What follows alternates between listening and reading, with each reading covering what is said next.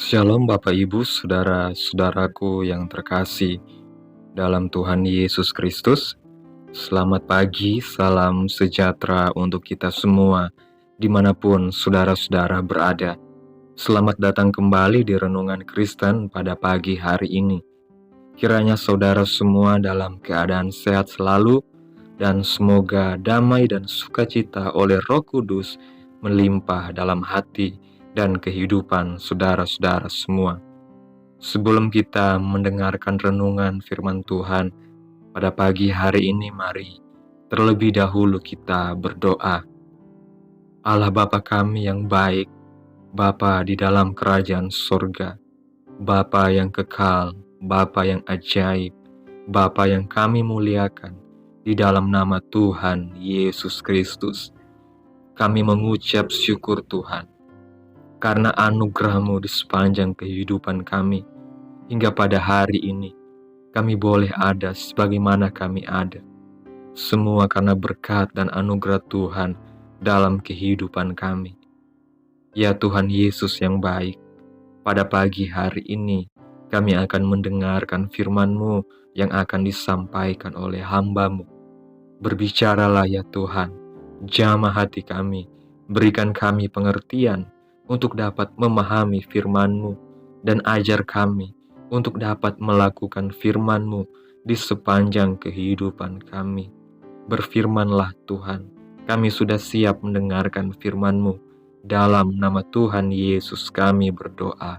Amin.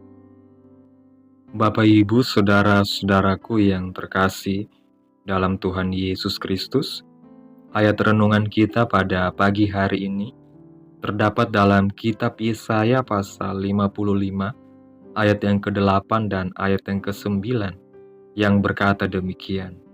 Sebab rancanganku bukanlah rancanganmu, dan jalanmu bukanlah jalanku. Demikianlah firman Tuhan. Seperti tingginya langit dari bumi, demikianlah tingginya jalanku dari jalanmu, dan rancanganku dari rancanganmu. Seringkali dalam kehidupan ini, kita menghadapi situasi yang membuat kita merasa terpojok, seolah-olah tidak ada jalan keluar yang tersisa.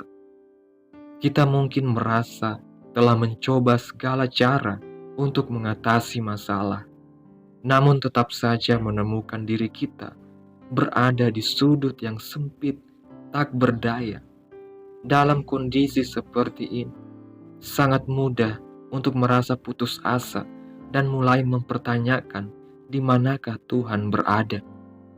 Bapak Ibu, saudara-saudaraku yang terkasih, ada seekor katak yang secara tidak sengaja masuk ke dalam rumah. Pemilik rumah pun berusaha menangkap tanpa menyakitinya untuk kemudian dikembalikan keluar ke alam di mana ia seharusnya berada. Tetapi ternyata katak itu cukup cekatan. Ia terus melompat ke sana kemari dan terlihat panik, seolah pemilik rumah ingin melakukan sesuatu yang jahat terhadapnya. Pada suatu ketika, ia pun terperangkap di pojokan, di mana kedua sisinya langsung disekat dengan karton, dan lubang satu-satunya untuk keluar sudah tertutup. Katak itu terlihat diam dan menempel di sudut dinding. Akhirnya pemilik rumah berhasil menangkapnya dan kemudian melepaskannya kembali di kebun. Ia pun kembali melompat dengan bebas, dan itu tentu lebih baik baginya karena ia berada di habitat di mana sang katak seharusnya berada. Ilustrasi sederhana ini menggambarkan bagaimana seringkali kita, seperti katak tersebut, merasa panik dan takut ketika Tuhan membawa kita melalui jalan yang tidak kita pahami. Seringkali kita melompat-lompat, mencoba menghindari apa yang kita anggap sebagai bahaya tanpa menyadari bahwa Tuhan sebenarnya sedang bekerja untuk membawa kita ke tempat yang lebih baik, tempat di mana kita benar-benar bisa hidup dalam kebebasan dan sukacita. Seringkali situasi sulit hadir di dalam hidup kita, membuat kita memutar otak untuk bisa menuntaskan masalah dan keluar sebagai pemenang. Ada banyak cara yang bisa kita ambil, baik dengan cara yang benar maupun yang salah untuk menyelesaikannya. Ada kalanya kita terjebak bagaikan katak dalam ilustrasi yang sudah saya bagikan tadi.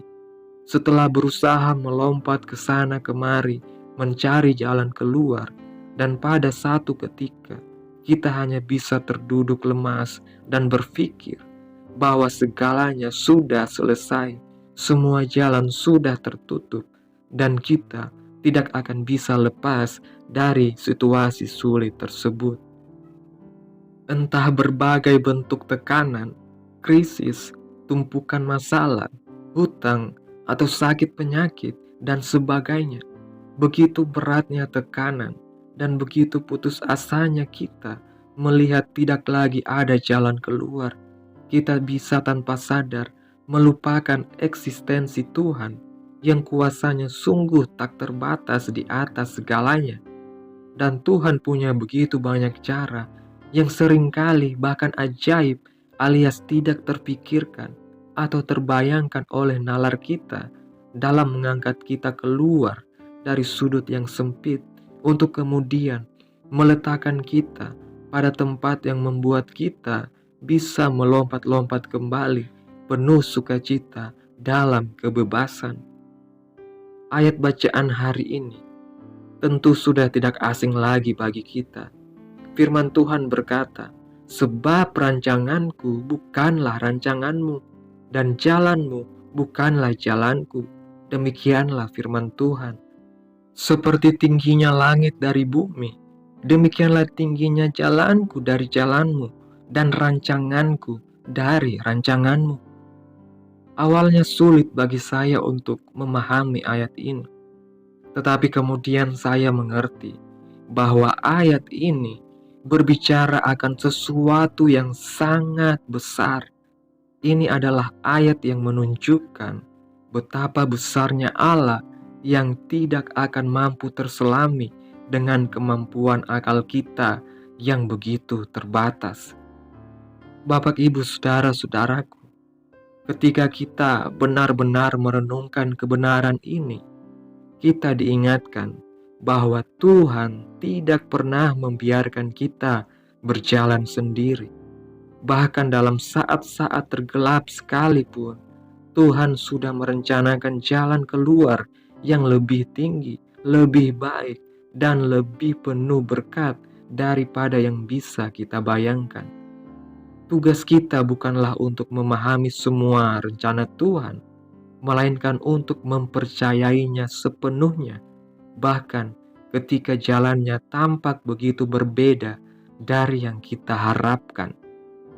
Kita boleh hebat dengan menciptakan teknologi dan terus berkembang maju di segala bidang, tetapi tetap saja kita tidak akan pernah mampu mencapai tingkat seperti Tuhan.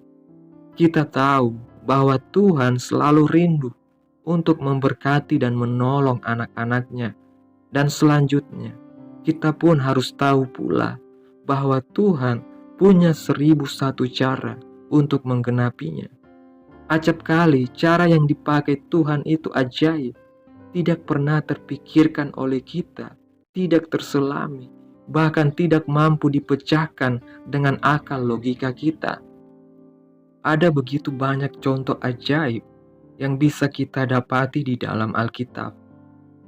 Misalnya, bagaimana Tuhan menolong Elia lewat burung-burung gagak yang membawa roti dan daging setiap pagi dan petang ketika ia berada di sungai Kerit. Kemudian lihatlah bagaimana Tuhan menolong seorang janda yang terjerat hutang lewat sedikit sisa minyak yang ia miliki. Tuhan sanggup mengisi bejana-bejana hingga melimpah, lalu menyuruh perempuan itu untuk pergi menjual minyak untuk menutupi hutangnya. Bahkan begitu melimpah, sehingga si janda masih memiliki sisa uang yang bisa dipakai untuk menghidupi dirinya dan anak-anaknya. Lantas bagaimana dengan kisah perkawinan di Kana, di mana Yesus mengatasi masalah kehabisan anggur hingga berlimpah-limpah, atau mengenai penggandaan 5 roti dan 2 ikan yang dimiliki seorang anak kecil untuk memberi makan lebih dari 5.000 orang. Atau lihatlah bagaimana cara Tuhan secara ajaib membelah laut Teberau agar bangsa Israel bisa berjalan di tengah dan selamat dari bala tentara Firaun yang kemudian tenggelam di sana. Bapak, Ibu, saudara-saudaraku, ini baru beberapa contoh saja, karena ada begitu banyak contoh di dalam Alkitab yang mencatat bagaimana bervariasinya perbuatan ajaib yang dilakukan Tuhan untuk menolong dan memberkati anak-anaknya.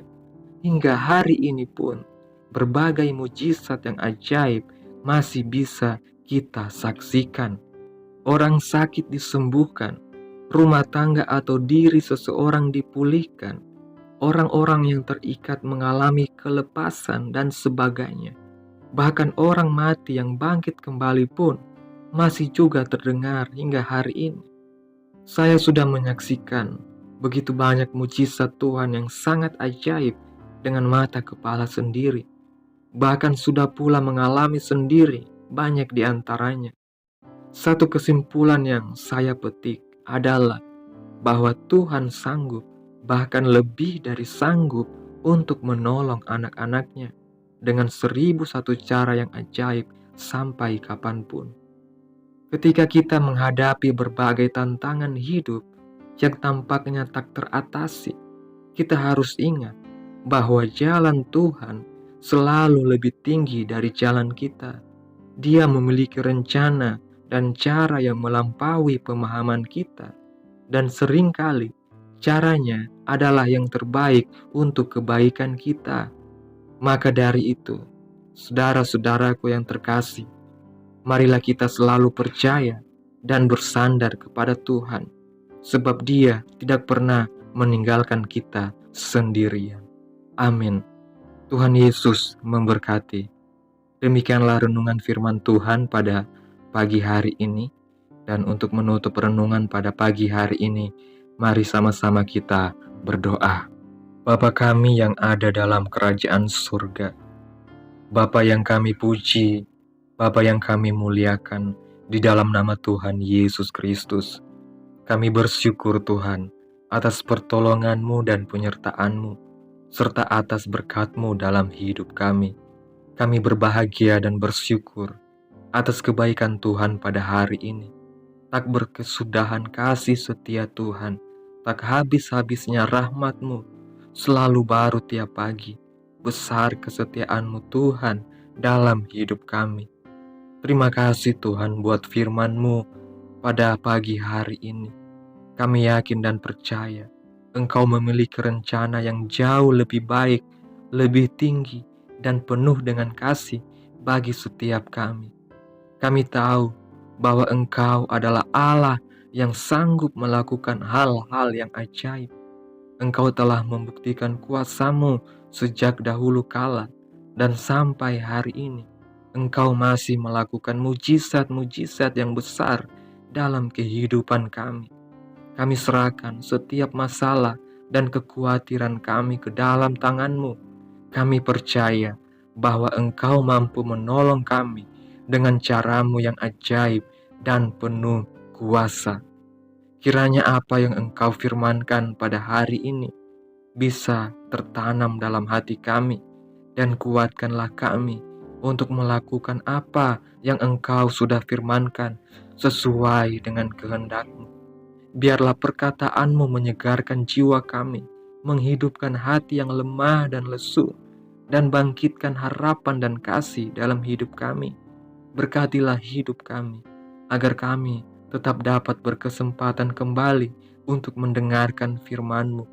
Berkatilah hamba-Mu yang sudah menyampaikan firman-Mu, agar tetap dapat menjadi pelayan yang benar di hadapan-Mu.